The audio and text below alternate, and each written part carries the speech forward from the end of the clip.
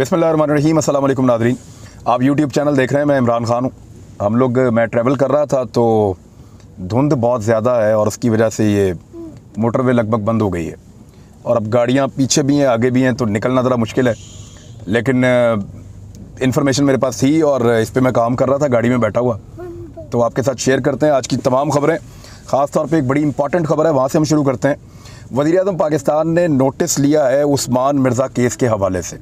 हमने कल इस पे बात की थी और बड़ा दिल बर्दाश्ता होकर बात की थी।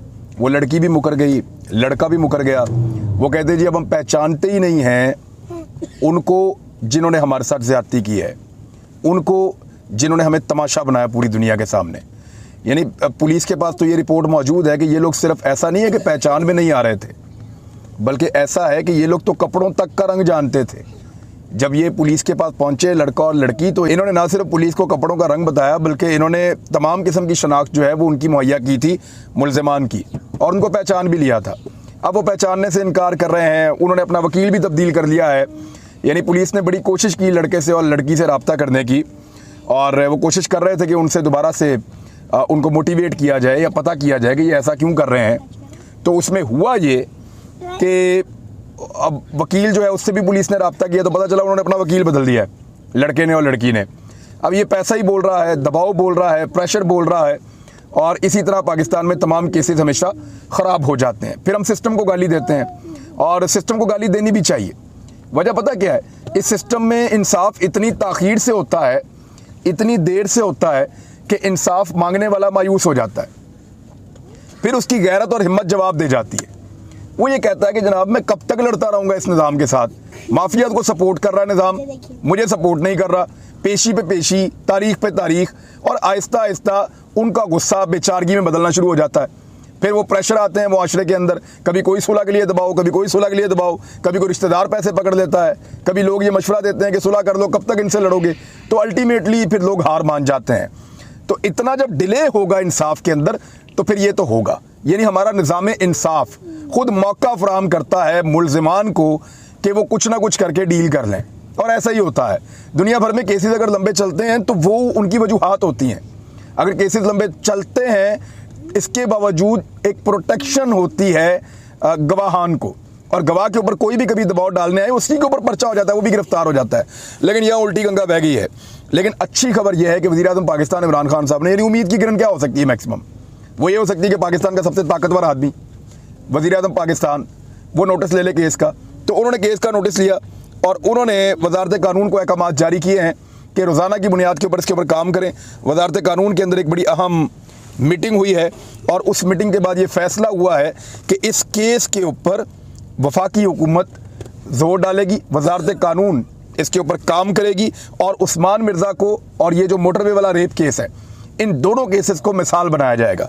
अब इसमें जो हुकूमती नुमाइंदगान हैं उन्होंने बाद में मीडिया को भी इंफॉर्मेशन शेयर की है, और इसमें हो क्या सकता है, बड़ा सवाल ये है कि अगर मुद्दई लड़का और लड़की वो दोनों बीच में से निकल जाते हैं और वो दोनों ये कहते हैं कि हम नहीं पहचानते मुल्ज़िमान को, तो केस के ऊपर कितना असर पड़ेगा, ये है बड़ा सवाल। इस सवाल का जवाब जो है जो प्रोसिक्यूशन टीम है उनके पास है, और उनसे जब ये सवाल का जवाब मांगा गया तो कुछ चीज़ें हैं जो मैं आपके साथ शेयर कर देता हूँ, यहाँ मेरे पास मौजूद हैं, और इस पे BBC ने भी काम किया है, कुछ और मीडिया ने भी काम किया है।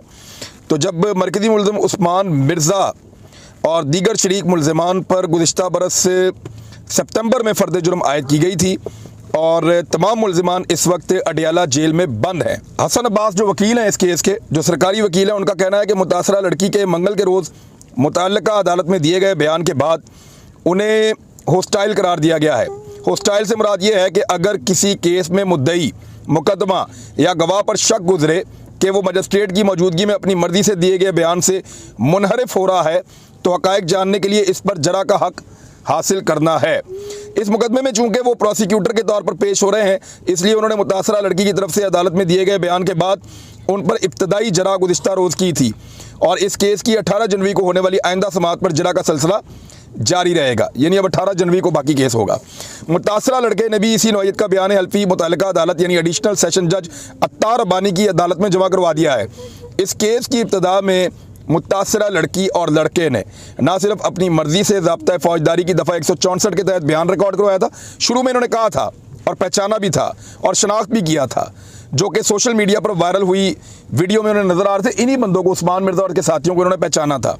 मुतासरा जोड़े को मजिस्ट्रेट के सामने अपना बयान रिकॉर्ड कराने के लिए 1 घंटे की मोहलत भी दी गई थी, ताकि वो बयान देने के बारे में सोच लें कि आया वो बयान देना चाहते हैं या नहीं देना चाहते। शनाख्त परेड के दौरान मुतासरा जोड़े ने यह भी बताया था कि वक़ुआ के रोज़ इन तीनों मुलजिमों को ने कौन कौन से रंग के कपड़े पहने हुए हैं, यानी ये चीज़ें भी ये पहचान रहे थे। हसन अब्बास जो वकील हैं, उन्होंने मज़ीद कहा कि इस सब के बावजूद चूँकि इस मुकदमे में रियासत भी एक मुद्दई है, इसलिए रियासत तो इस मुकदमे को वापस नहीं लेगी। उन्होंने कहा कि मुतासरा जोड़े के बयान के बाद मुकदमे में मुलजिमान को कुछ हद तक रिलीफ मिल सकता है, लेकिन उनकी कोशिश होगी कि इस मुकदमे के मुलजिमान को दस्तयाब और नाकाबिल तरदीद शवाहिद की बिना पर मुजरिम करार दिलवा कर सज़ा दिलवाई जाए। अब ये जो मुलजिमान का वकील है वो ये कोशिश करेगा कि कुछ भी करके अदालत में ये साबित करे कि जी मुद्दई कह रहे हैं ये बंदा ही नहीं था, तो ज़रूर इसके ऊपर दबाव डालना है। अब अदालत के अंदर जो वीडियो एविडेंस है पाकिस्तान के कोर्ट्स के अंदर, क्योंकि अभी हमारी बहुत सारी लेजिस्लेशन होना बाकी है, ऑडियो एविडेंस, वीडियो एविडेंस, वो उस तरह से एविडेंस तस्लीम नहीं की जाती। हाँ, गवाहान के बयानात जो हैं वो तस्लीम किए जाते हैं। वो कल को ये भी प्ली ले सकते हैं कि ये वीडियो ही गलत है, ये फेक है, ये तो हम ड्रामा कर रहे थे, या ये तो हम आपस में एक प्रैंक कर रहे थे, या कोई भी ऐसी प्ली लेके मुलजिमान को बचाने की कोशिश की जा सकती है। बहुत सारे ऐसे तरीक़ाकार हो सकते हैं जिससे कम सज़ा हो या मुलजिमान बच जाएं। बहरहाल वफाकी हुकूमत ने कहा है जी हम इस सारे मामले को देखेंगे और इसको छोड़ेंगे नहीं। इमरान खान साहब ने कहा है कि, और यही वाहिद एक उम्मीद की किरण है अब, कि हुकूमत पाकिस्तान इन दरिंदों को सज़ा दिलवाए और करार वाकई सज़ा दिलवाए, ताकि आइंदा कोई ऐसी हरकत करने की जुर्रत ना करे। और मुद्दई को मैं सारा ब्लेम नहीं करता, सारा ब्लेम कैसे कर दें, इस माशरे के अंदर इतना दबाव होता है लोगों के ऊपर, इतना दबाव होता है। यानी मुझे याद है अच्छी तरह, एक पुलिस वाले ने बदतमीज़ी की सड़क के ऊपर, और एक बुज़ुर्ग थे, मैं वहाँ मौजूद था, मैंने उनको आकर रोका, काफ़ी साल पहले की बात है, तो हमने उस पुलिस वाले के ऊपर एक केस कर दिया। आप हैरान हो जाएंगे, लाहौर का शायद ही कोई गुंडा हो जो हमारे दरवाजे पे ना आया हो, लाहौर का शायद ही कोई पुलिस वाला हो जो हमारे दरवाजे पे ना आया हो, शायद ही। जितने लाहौर के नामी गिरामी और रिपोर्टर, सहाफ़ी, पता नहीं कौन कौन, वो एक SHO था, उसके चक्कर में उसने पता नहीं किस किस की सिफारिश करवा दी हमें। यहाँ GT रोड के ऊपर उसने बदतमीजी की थी, हर किस्म का बंदा जो उसकी सिफारिश लेके आ रहा था। हम लोग हैरान हो गए कि यार ये क्या चल रहा है। तो ये मुआशरा इस तरह काम करता है, इस तरह दबाव डलता है, पता नहीं उनके ऊपर कितना दबाव आ रहा होगा। ये नाज़रीन, अब दूसरी जो खबर है उसके डॉट भी कनेक्ट कर देते हैं, और डॉट्स कनेक्ट हो रहे हैं। मैं अभी भी नहीं कह रहा कि डील हो रही है, लेकिन चीज़ें कह रही हैं कि डील हो रही है। कैसे? देखिए, मरियम नवाज साहिबा का केस जो है नैब का, वो फारिग होने वाला है। नैब ने उस केस को इस तरीके से तरोड़ मरोड़ के अदालत के सामने रखा हुआ है और इस तरीके से उसको लड़ रही है कि मरियम नवाज साहिबा बाइज़्ज़त बरी होके इलेक्शन लड़ने के काबिल हो जाएंगी। दूसरी जानिब सुप्रीम कोर्ट बार ने नवाज शरीफ साहब को अदालत के ज़रिए से रिलीफ दिलवाने के लिए रुजू कर लिया है, इतना अरसा गुजरने के बाद, कि मियाँ साहब की नाअहली को ख़त्म किया जाए। दूसरी चीज़ आपके सामने है। तीसरी चीज़, शहबाज शरीफ साहब ने अब क्या किया, लाहौर हाई कोर्ट से रुजू कर लिया है। और जब शहबाज शरीफ साहब लाहौर हाई कोर्ट जाने का फैसला कर लें तो दुनिया की कोई ताकत उनको इंसाफ लेने से नहीं रोक सकती। ये बात मैंने आपको पहले भी बताई थी कि शरीफ ख़ानदान का कोई फ़र्द जब कभी अदालत से, लाहौर हाई कोर्ट से, कहीं अदालत से इंसाफ लेने का फ़ैसला करे तो दुनिया की कोई भी ताकत उनके सामने खड़ी नहीं हो सकती। दुनिया की कोई ताकत उनको इंसाफ लेने से नहीं रोक सकती, क्योंकि इंसाफ उनको हमेशा मिलता है, घर की दहलीज पर मिलता है, जल्दी मिलता है, और उनकी मर्ज़ी के मुताबिक उनको इंसाफ मिल जाता है, जैसा इंसाफ वो चाहते हैं, हमेशा सुरखरू हो जाते हैं। तो शहबाज शरीफ साहब ने अब कोशिश की है कि FIA से उनकी जान छूट जाए और नैब के अंदर जो है उनका मामला चलता रहे। मामला ये है कि मनी लॉन्ड्रिंग का जो केस उनके ऊपर चल रहा है, जिसमें उनके मुलाजमीन के अकाउंटों के अंदर अरबों रुपए आ रहे हैं। यानी एक PN है, उसके अकाउंटों में करोड़ों रुपए, अरबों रुपए। एक ड्राइवर है, उसके अकाउंटों में ऐसे पैसे। ये कैसे हो सकता है? उनके 1 दर्जन से ज़्यादा ऐसे मुलाजमीन हैं जिनके अकाउंटों के अंदर अरबों रुपए आए हैं। अब इतना पैसा इतने गरीब लोगों की, जिनकी 15-20 हज़ार तनख्वाह है, वो इतनी बड़ी बड़ी अमाउंट उनके अकाउंटों में से निकल रही है और वो जवाब नहीं दे पा रहे। और जब जवाब पूछो कहते हैं जी मियाँ साहब के पैसे हैं। तो मियाँ साहब बहुत बुरी तरह एक्सपोज होकर फंस गए इस केस में। FIA क्योंकि गवर्नमेंट के अंडर काम करती है और वहाँ पे शेख रशीद साहब वज़ीर दाखिला हैं और इमरान खान साहब पाकिस्तान के एडमिनिस्ट्रेटर हैं, तो FIA में तो शहबाज शरीफ साहब फंसेंगे, बहुत बुरी तरह फंसेंगे। इसलिए उन्होंने अदालत से रुजू किया लाहौर हाई कोर्ट से कि मेरा केस FIA को ना सुनने दिया जाए, बल्कि FIA को तहकीकात से रोक दिया जाए, क्योंकि नैब और FIA एक टाइम में तहकीकात नहीं कर सकते। वो चाहते हैं कि उनका केस नैब के पास शिफ्ट हो जाए, क्योंकि नैब पे हुकूमत का कंट्रोल नहीं होता।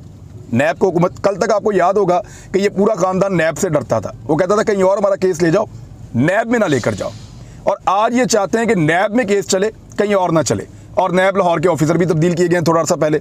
देखिए, अगर इन चीज़ों को हम मिला जुला के देखें ना, तो मैं नहीं कह रहा कि डील हो रही है, लेकिन डॉट्स कनेक्ट हो रहे हैं।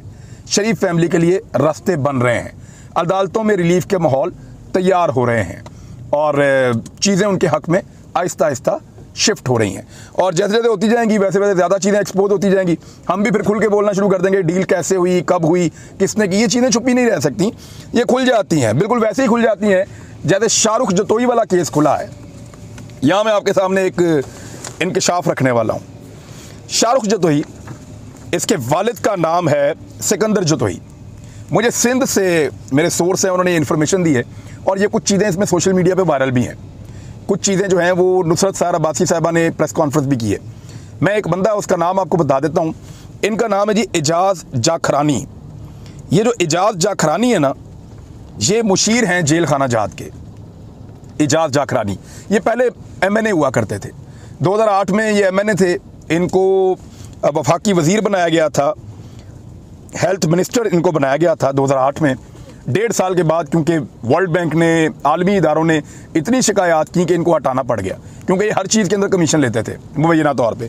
इनके ऊपर केसेस चल रहे हैं सखर में, डेवलपमेंट के अंदर उन्होंने पैसा खाया हुआ है। इनके ऊपर आमदन से ज़्यादा असासों के केसेस हैं। 2 रेफरेंस इनके खिलाफ दायर हो चुके हैं, बाकी केसेस भी इनके खिलाफ चल रहे हैं। एक केस तो ऐसा है जो साकिब निसार साहब ने कहा था 3 महीने में जो है वो मुकम्मल करके जो है वो अदालत में पेश किया जाए, लेकिन 3 साल हो गए, वो अभी तक नहीं हो सका।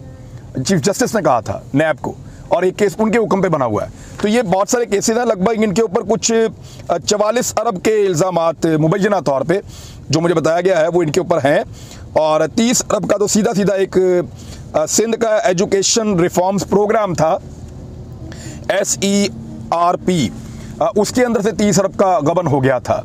और बहुत सारी करप्शन है, डेवलपमेंट के अंदर भी है, बाकी चीज़ों में भी है। तो एजाज जाखरानी साहब बड़े मकबूल हैं इस मामले में। और एजाज जाखरानी साहब इस वक्त मुशीर जेल खाना जात हैं सिंध में।